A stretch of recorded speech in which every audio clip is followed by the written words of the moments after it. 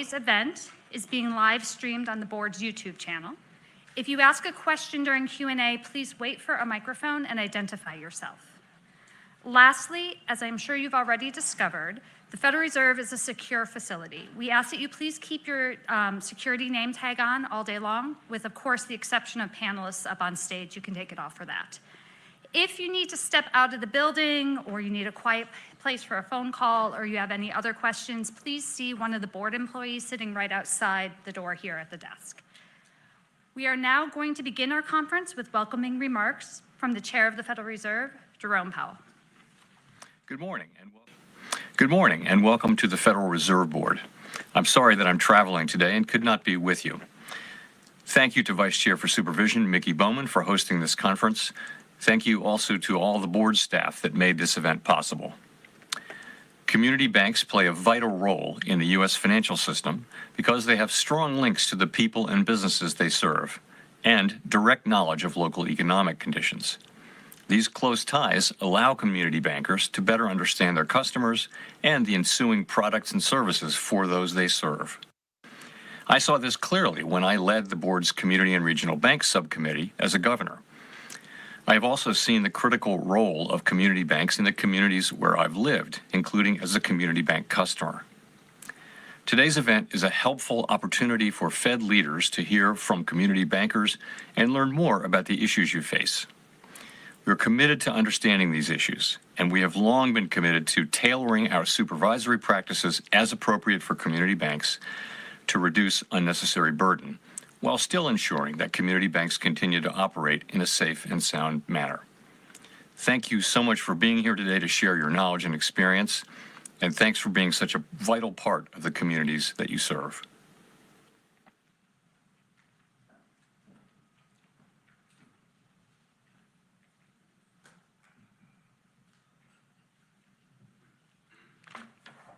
Well, thank you to Chair Powell for opening our conference this morning. It's so wonderful to see all of you here in Washington, again with us, to discuss and celebrate community banking and to talk about what the future is going to look like. Good morning, Secretary.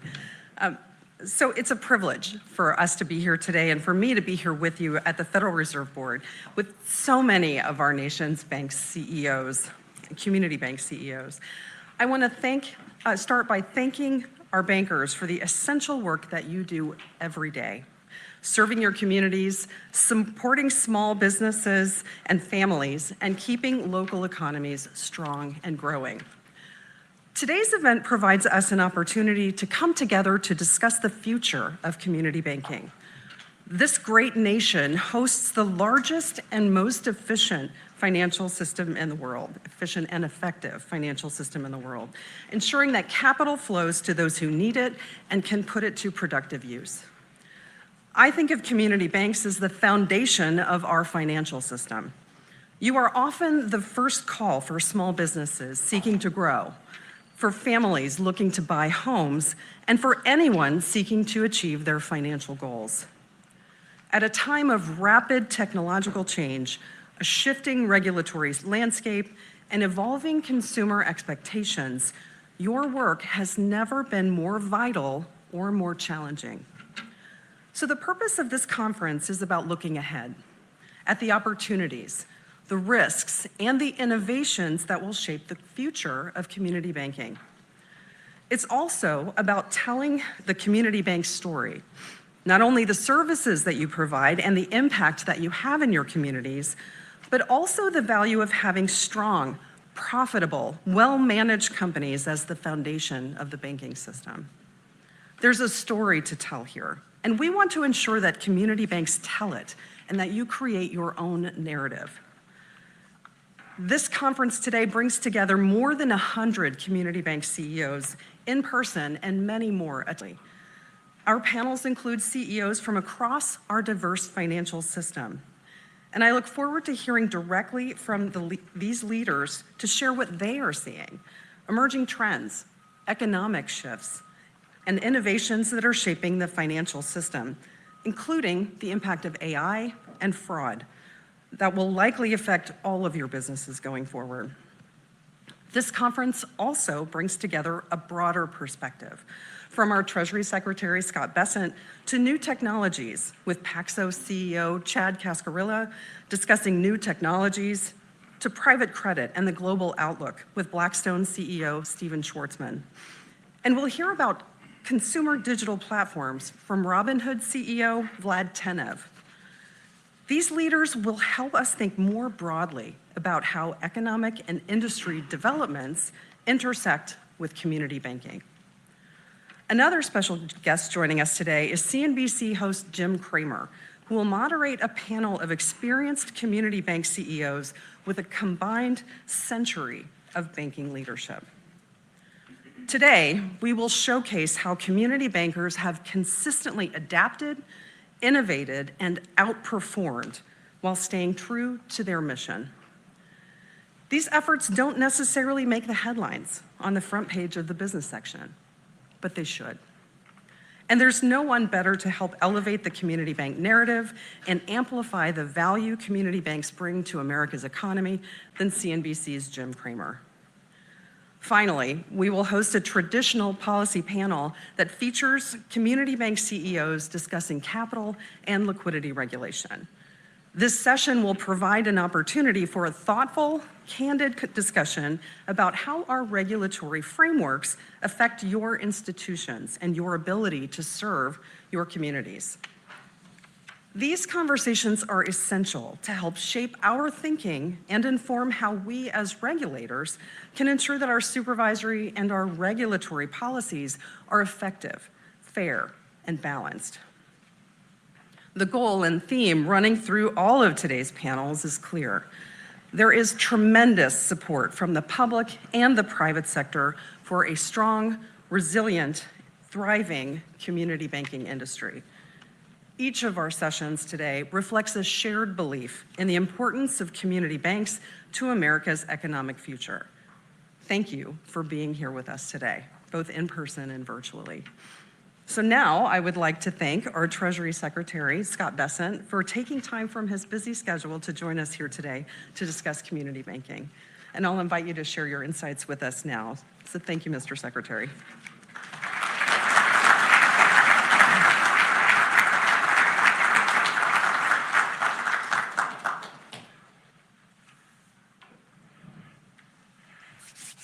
Good morning. It's an honor to be with you today. Unfortunately, the government is still shut down because members of the Senate refused to support the clean government funding bill, which was passed by the House weeks ago. Across the Trump administration, we are eager to get the government reopened so agencies can continue to work for the American people. Glad to see all of you were able to continue your work today. This morning, I wish to focus on how we can better serve the American people and the important role community banks play in that effort. To begin, I'd like to express my appreciation to Vice Chair Bowman for arranging this conference. She and I are committed to protecting the role of community banks in our financial system. This conference is a testament to that commitment. As you all know, better than most, regulation has gradually suffocated the banks that are closest to the men and women who work the jobs, pay the bills, and take out the loans that fuel growth in small-town America. Banks that not only know their customers by name, but also their financial hopes and dreams. In other words, banks like yours. To reverse course, earlier this year, I called for a fundamental reset of financial regulation. No longer will regulation serve to entrench big banks and empower Washington bureaucrats to the detriment of community banks and the clients they serve. President Trump and this administration have charted a new course for our economy, one that strengthens both the shop floor and the trading floor. This is what I call the era of parallel prosperity, where Main Street and Wall Street grow together. Who will turn this vision into reality? The men and women in this room. Community bankers are laying the foundation for America's golden age, one loan, one family, and one small business at a time. My job as Treasury Secretary is to make it easier for you to do your job. To that end, we have worked hard for the first 8 months of this administration to empower community banks to take back control of their own future. This morning, I will discuss why the Trump administration has sought to empower community banks, how we have done it, and where we will go from here. First, why? Community banks are essential to America's heartland.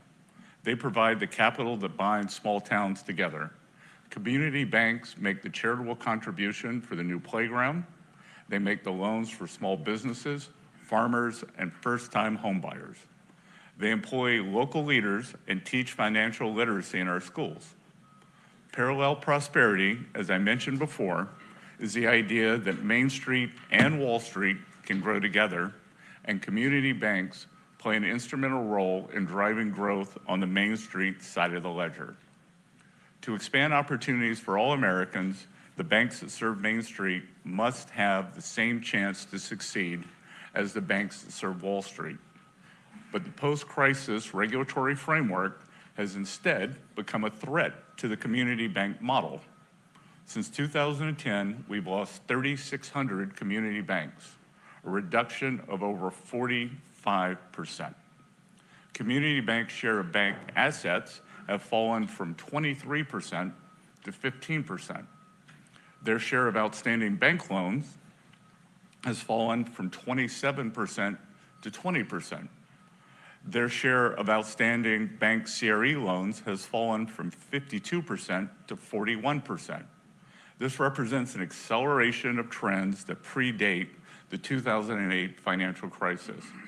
And in a disturbing new development, de novo chartering has dropped precipitously, averaging just 6 new banks per year since 2010. For comparison, in the years prior to 2008, there were 100+ new banks chartered each year.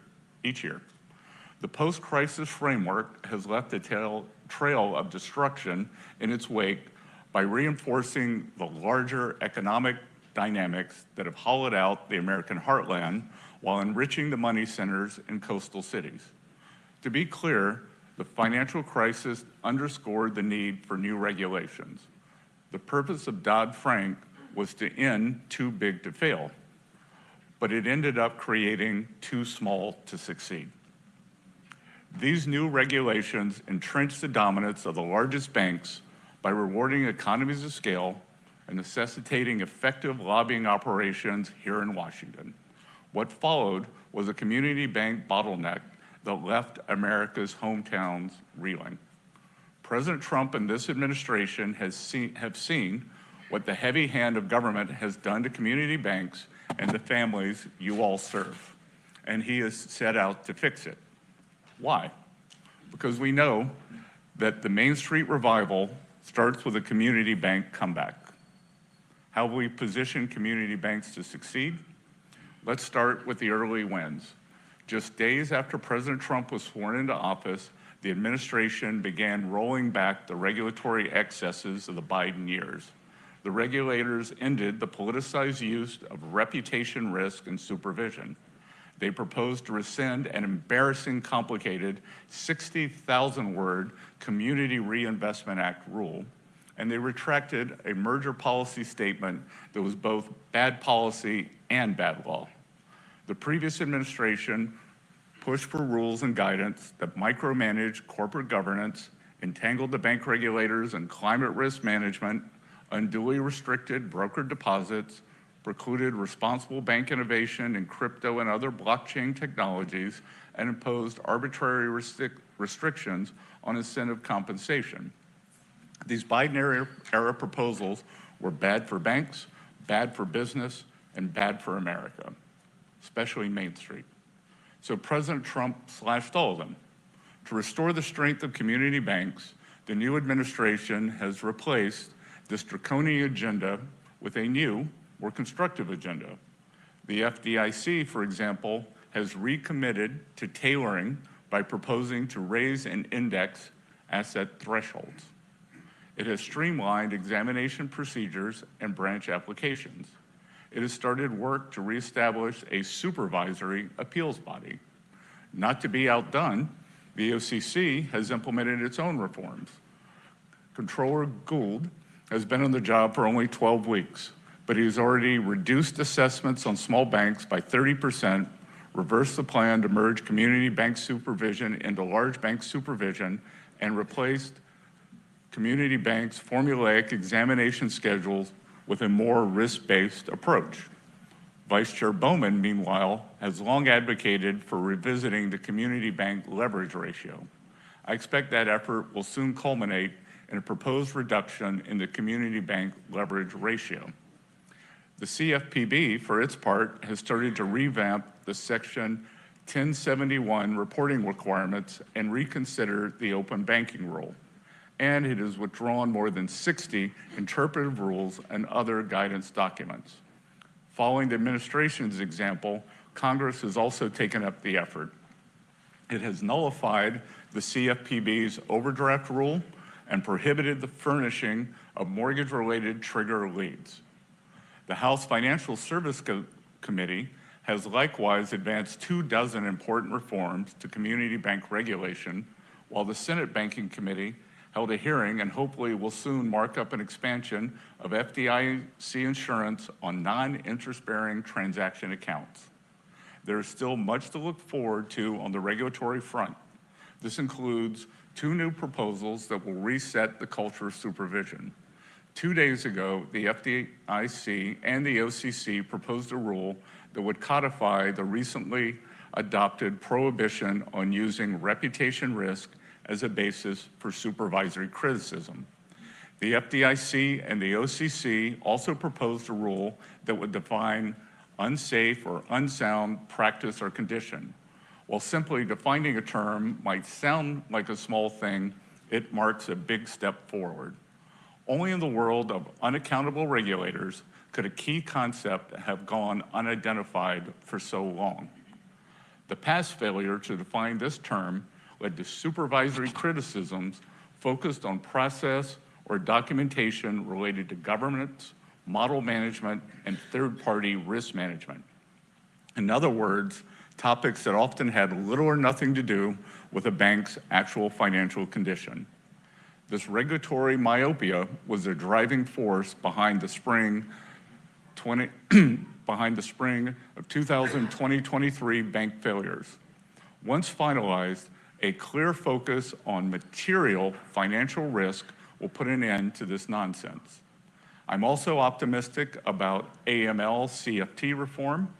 In my meetings with community bankers, they list CTR filings, structuring SARs, and process-focused examinations among their top concerns. Today, FinCEN released FAQs to address pain points on some of these issues, including triggers for restructuring SARs, continuing activity reviews, and the absence of any requirement to document a decision not to file a SAR. These are common sense, yet consequential reforms that will ease regulatory burdens without undermining law enforcement efforts. As part of our broader campaign to modernize illicit finance regulation, FinCEN and the bank regulators are hard at work on a new rule to define the requirements for an effective AML CFT program. My expectation is that a proposal will recenter supervision where it should be, on the effectiveness of a bank's AML CFT program. I likewise expect that proposal will position FinCEN as a gatekeeper for AML CFT enforcement. This will be a significant departure from the past with its zero-tolerance focus on process, documentation, and wide latitude for supervisory expectations and judgments that are not always consistent with the law or our national security priorities. A focus on higher value activities will also better serve our law enforcement and national security objectives. These are all important victories, to be sure, but much work remains to be done. Where do we go from here? Going forward, Treasury will continue to drive reforms to improve regulatory tailoring, refocus the culture of supervision, and modernize our illicit finance regulation. Specific priorities will include reforms to the rating system, new processes for monitoring examiners' compliance with supervisory policy, mechanism for independent appeals of supervisory criticisms, coordination to avoid duplicative examinations by different regulators, and review of the core platform providers, including contract terms that prevent community banks from innovating for the future. For community banks to go back in the offensive, we need to take a closer look at the dynamics that have undermined the community bank model and work to fix them. To that end, as I have said before, Treasury is focused on ensuring that modernization of our capital framework ends the capital arbitrage that drives bank lending to non-banks. This will likely entail reduced capital requirements for large banks on mortgage loans, investment-grade corporate loans, and some other important exposures. We must therefore ensure parity by giving smaller banks at least the option to benefit from these reduced requirements. Treasury has also supported congressional efforts to modernize the deposit insurance framework. I'm encouraged to see emerging bipartisan support for increasing FDIC insurance limits on non-interest-bearing transaction accounts. In addition to these efforts, Treasury has taken an informed and careful approach to Fannie Mae and Freddie Mac. Any actions on the GSEs must not increase borrowing costs and must preserve what works in the current system. That includes the prohibition on volume-based discounts for large lenders, as well as the cash window and other features that preserve equal secondary market access for small lenders. Now, allow me to close with a call for action. Before President Trump took office, community banks spent decades on the defense. But under President Trump's leadership, the game has changed. The playing field will be even more even. The ball is in your hands again. What happens next is up to you. So my advice, go on the offense, retake market share, chase after customers, champion technology, leverage the new regulatory landscape to your advantage, and expand your role in the American economy. The community bank comeback will help pave the way for America's golden age. Recognize the outsized role you play in this effort and embrace it. Because if you lead the way, Main Street will follow. Thank you.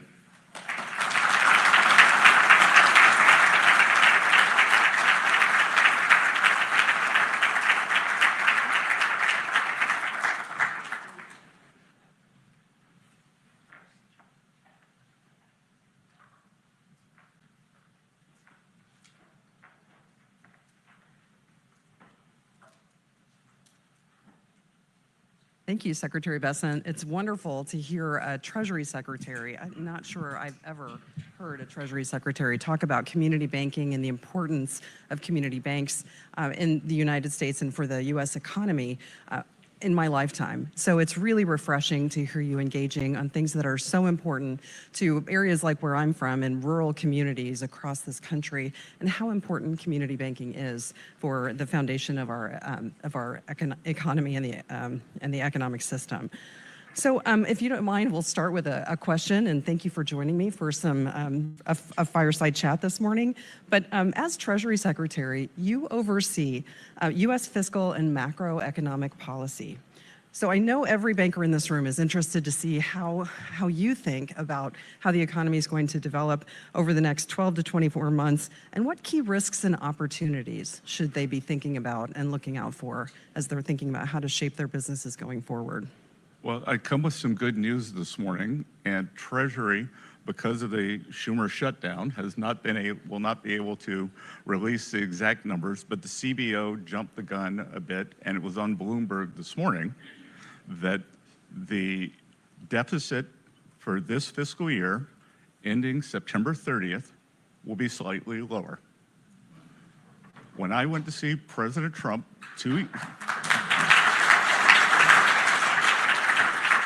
and more importantly, the deficit to GDP now has a 5 in front of it.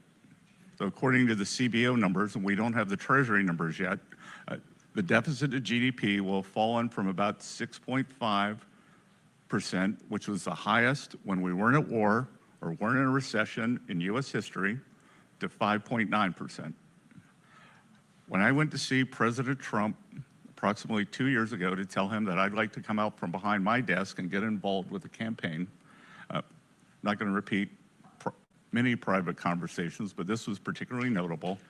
He looked at me, first thing he said, Scott, how are we going to get the debt and deficits down and not cause a recession? And we're on our way. I think we saw that today.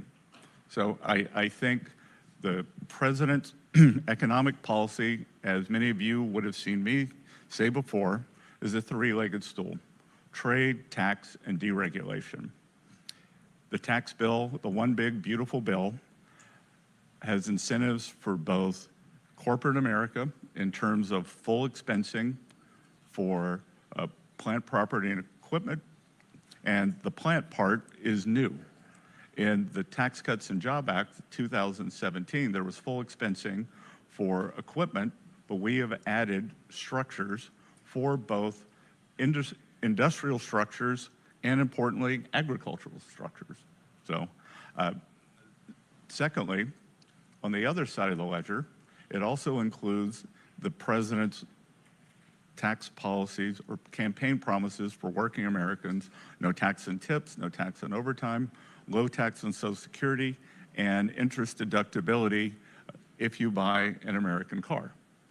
I think one of the things that we are seeing now, most taxpayers have not changed their withholding stance to reflect this. So we expect to see substantial tax refunds beginning of next year, which I think will be accrue to lower end consumers for the bottom 50% who need the relief. And concurrently, they will change their withholding schedule, so their real take-home pay will be higher next year. On the trade deals, I think one of the underreported aspects of the trade deals is not only are we taking in substantial tariff revenue for our American exporters, we have brought down non-tariff trade barriers and brought down tariffs across the board. So with many of the deals that we have gone from high tariff levels, and I tell you, like, for instance, Indonesia was very good about bringing down their tariff levels, but when they showed you the list of 9,000 tariffs that they had, you couldn't believe it. So, and like President Trump said, I don't blame the Indonesians for doing it. You blame the folks who were sitting at the Resolute desk for letting it happen. So on trade, we're landing the trade deals. That will increase certainty. And then finally, on deregulation, we've talked a lot about financial deregulation, but we're also talking about energy and industrial deregulation. We're trying to make it easy to build things here again in America, whether it's permitting for factories, for pipelines, for the electric grid. So I think I'm very optimistic that 2026 could be a very good year across the corporate and the consumer economy. Well, thank you for that. You've been very busy since you got started earlier this year. So thank you for sharing that. And I think that's a very optimistic view about how the economy will be evolving, I think, in the relatively near future.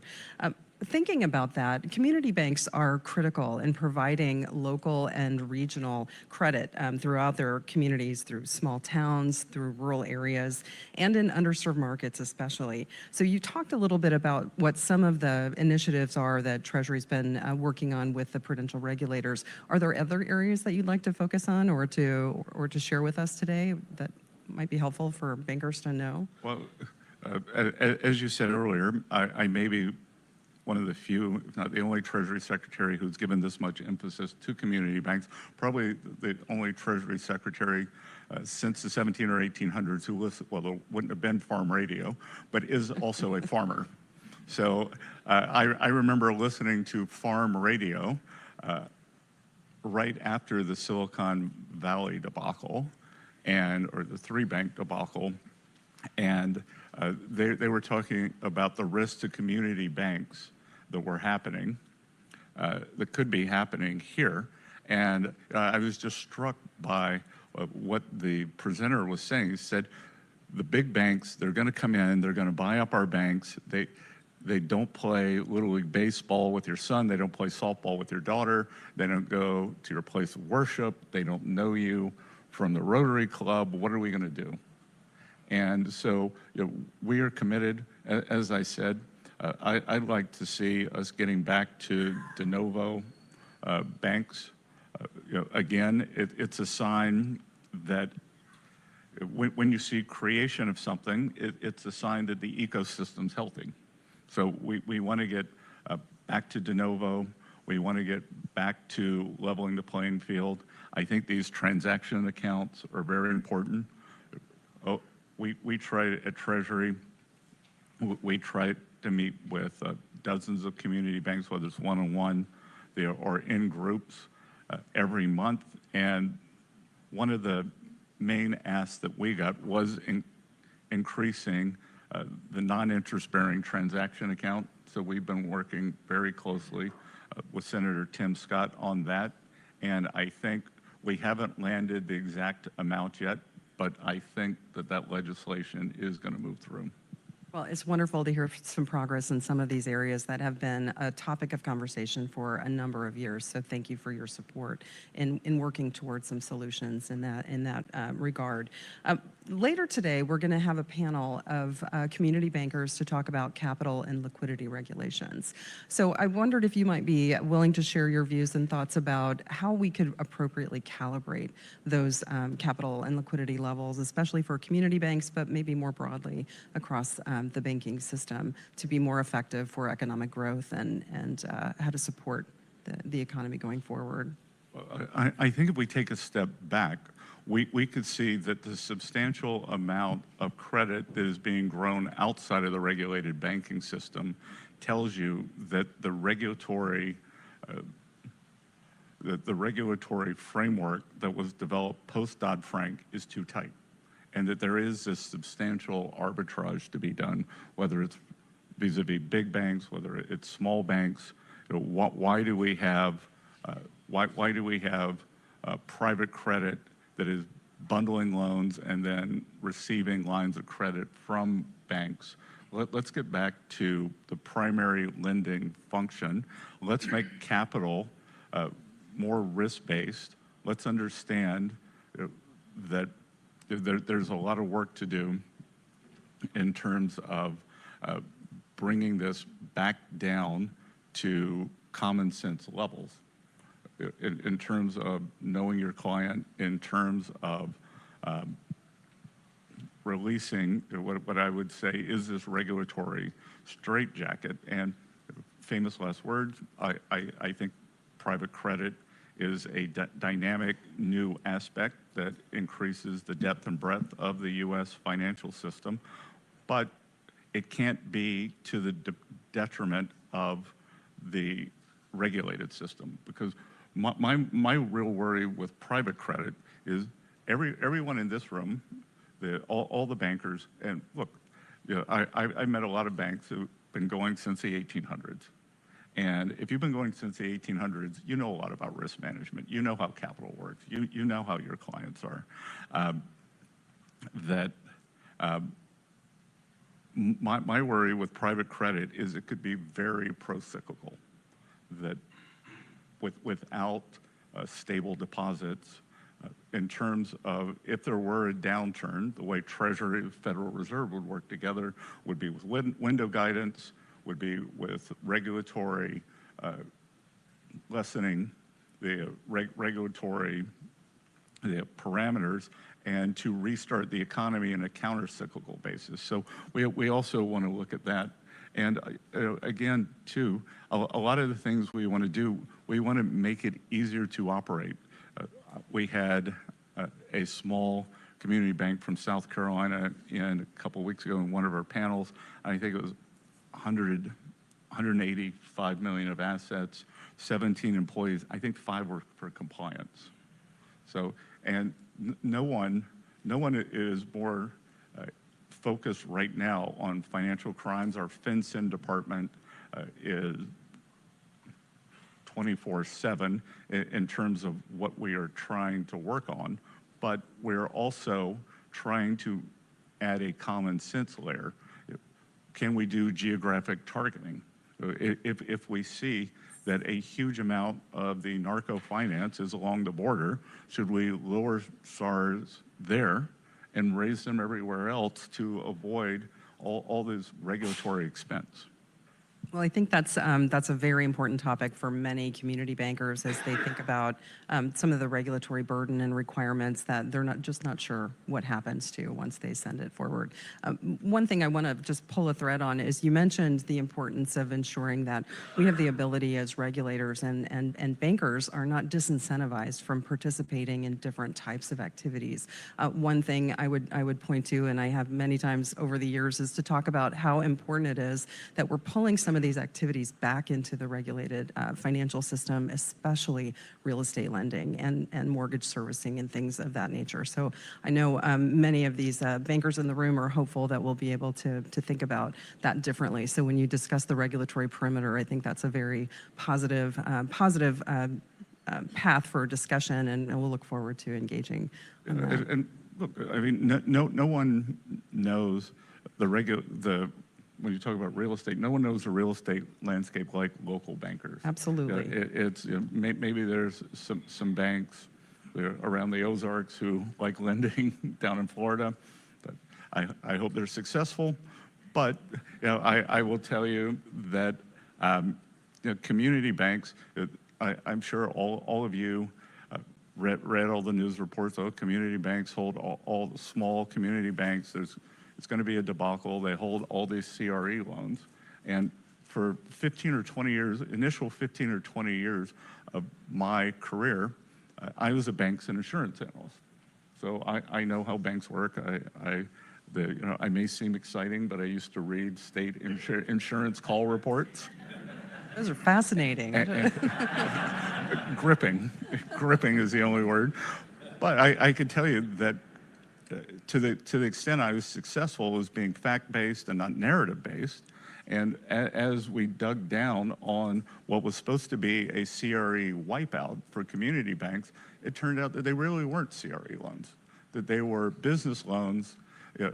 And we just went out and talked to small and community bankers. They were business loans where the business person put up their building as collateral. So you didn't have a loan on a part of a strip mall. You didn't have a loan on a pod. It was an accounting firm that was financed. You had a loan to an accounting firm. You had a loan to a law firm. You had a loan to a medical practice. So, and only community banks know that. Well, it's refreshing, again, to hear the Treasury Secretary talk about community banking in a way that helps us recognize that you do have a background in it and that you're serious about the words that you're saying in support of community banking. So thank you for your commitment to that and for sharing that with everyone here today.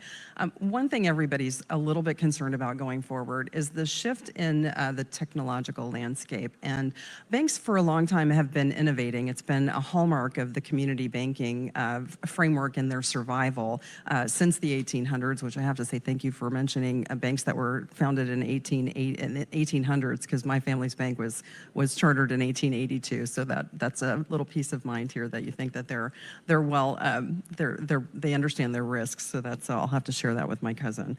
But on innovation, banks have been partnering with fintechs for a number of years now, and we continue to add more and more requirements about third-party risk management, and oftentimes they don't make sense, or they conflict with each other, or they contradict what the requirements are. As we're thinking about how the landscape with technology, with AI, with stable coins and other types of new business services and activities are being brought forward through the sponsorship of legislation and new regulatory frameworks for stablecoins and things like that. Today we have the Robinhood CEO and also the Paxos CEO to share their views on how community banks can engage or think about how that will look going forward. But how do you see the role of technology evolving in the banking sector?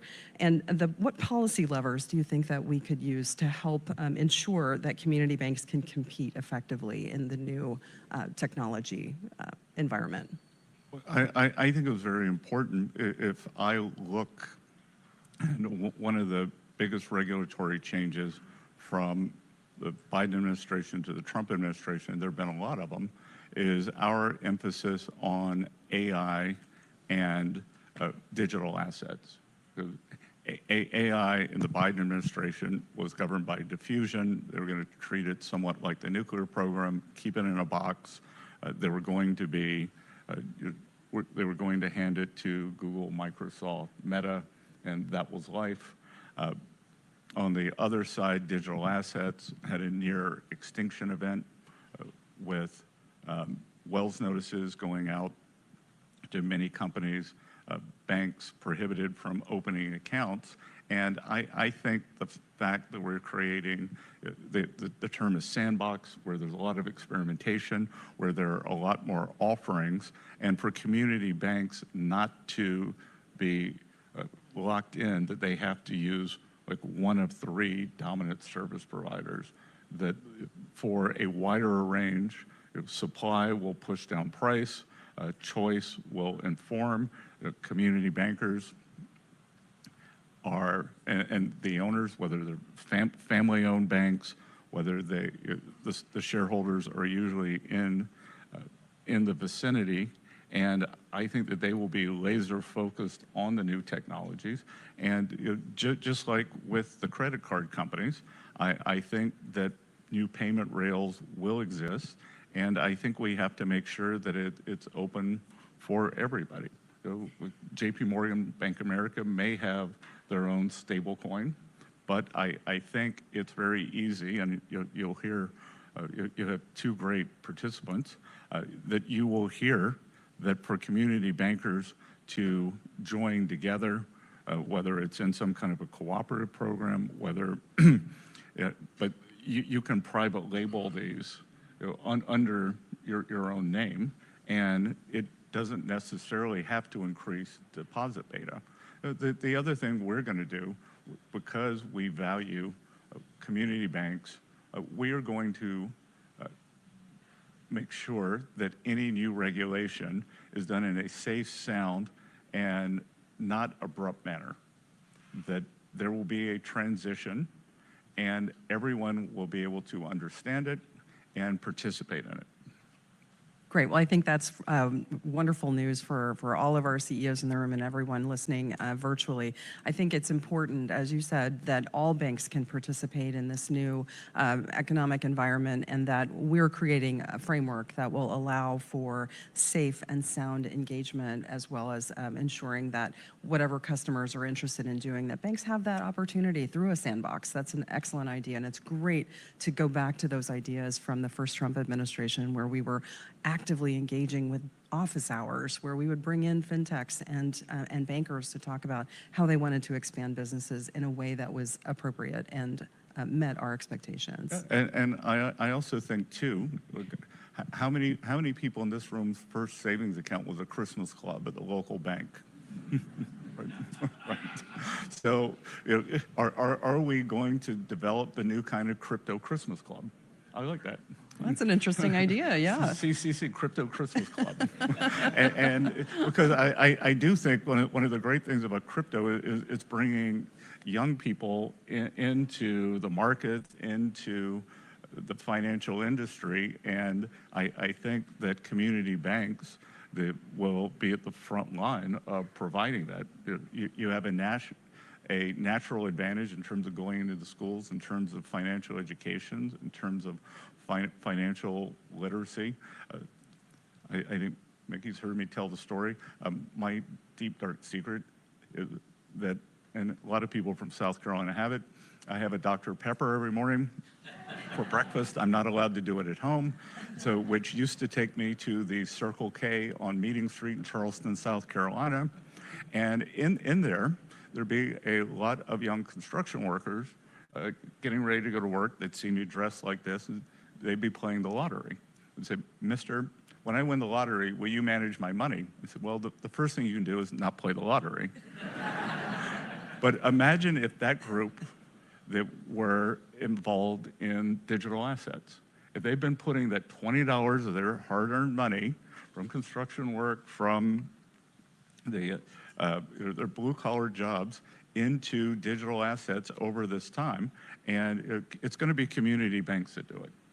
It's not going to be the big national banks. So, I think that to be able to cater to that audience is going to really provide opportunity for a lot of growth. Well, I got to say that my theory has always been you can't win if you don't play. So, whatever venue that is, I look forward to seeing how all of those things evolve over the next 10, 20 years, maybe even sooner. But before I ask you the last question about the future of community banking, I want to just touch on some of the legislative proposals that are being considered. There's a big groundswell of discussion about asset thresholds, potentially changing when and how certain regulatory requirements will apply to community banks and other banks of other sizes, including regional banks. How's Treasury thinking about those proposals, and what principles should guide those thresholds as legislators and as regulators are thinking about those going forward? Well, I think we should think about it in two ways. One, we always think about it inflation adjustments, whether it's for Social Security, sometimes for capital gains. There's probably a big catch-up to do in terms of asset thresholds. Just the economy's grown, the asset size has grown for bank lending, and like I said, we want to bring it back into the regulated system. So I think that it will be natural to raise many of these thresholds. But then I think you also have to look at what's your book of business, that how risky in terms of how have you grown your balance sheet. Does it look like something like Silicon Valley Bank, with a lot of deposit beta? So I think it's those two, but I definitely believe that we do need a substantial increase in terms of the regulatory levels, and maybe even an increase from the 10 billion. When does the Fed get involved? I think those are really great topics of conversation. And more and more I'm having discussions, as I'm sure you are too, with regional banks who are being frozen at a certain asset level size so that they're not crossing that $100 billion threshold, or a community banker that's being frozen just below 10 billion in assets, simply because so many different thresholds of many kinds and different regulations and statutes bite. Or one of the banks point. we had come in, and you would think that if a long-standing big customer came in and put a big deposit in at the end of the year, you'd be excited, but they would, no, we can't take it because it's going to push us over 500 million, Right. And then the trigger there. So we want to make sure that you're able to grow without setting off these regulatory tripwires. Well, I look forward to chatting with you about that going forward and seeing how all of us as in the regulatory space can think about how we can more effectively allow banks to manage for their growth and their size, especially when they're not changing their business model. But finally, on the topic of the future of community banking, over the next 5 to 10 years, how do you see the biggest structural shifts occurring, and how do you think community banks will evolve to meet those challenges in the future? One of the questions that we're asking all of our keynote speakers today is, what does the community bank of 2025 look like? 2025 or 2035? Oh, sorry, 2035, sorry. I don't have my glasses on. Yes, 2035, it is already 2025. So the ones that make it through the next 10 years will have embraced technology, have embraced financial modernization, and as I said earlier, I think we'll have brought along a whole new generation of young people into the financial world. Because look, there's a whole group just because of the bad calendar. And they lived through the GFC, they lived through COVID, but when I interact with them, they're curious, they want to be part of the system, and it will have been that And I think that we will see I don't know if the branch model is as big as it was. We'll see with that, but I think it's all going to center around technology. And so that's the importance of low-cost technological alternatives for the next 10 years. Not just for 2025. Not just for 2025. Yeah, I think one of the wonderful experiences that we've seen over the past throughout COVID and the Paycheck Protection Program was that we have an amazing industry of community banks that are willing to bend over backwards to ensure that they can support their communities. And I look forward to seeing, hopefully we won't have another experience like COVID where we're asking banks to be, the sole provider of fiscal support or loans for their small businesses to keep their economies running and people employed. But I think it's a wonderful recognition of everything that community banks have done over the past at least 5 years to keep our economy running, to keep our people employed in rural communities and in urban communities as well. But thank you for the support that you provided. Yeah, and I think that the other big opportunity is going to be what I saw in the local market in Charleston, South Carolina, was when Boeing came in. Boeing doesn't need, other than people in this building, they don't need to bank with anyone in this room. But when Boeing's second largest production facility came in, there was an ecosystem of more than 200 small factories that sprung up. And the small and community banks, some of the small regionals all moved into Charleston, and they bank every one of those small factories. Some of the factories, some of these startup businesses that have 50, 100, 200 employees.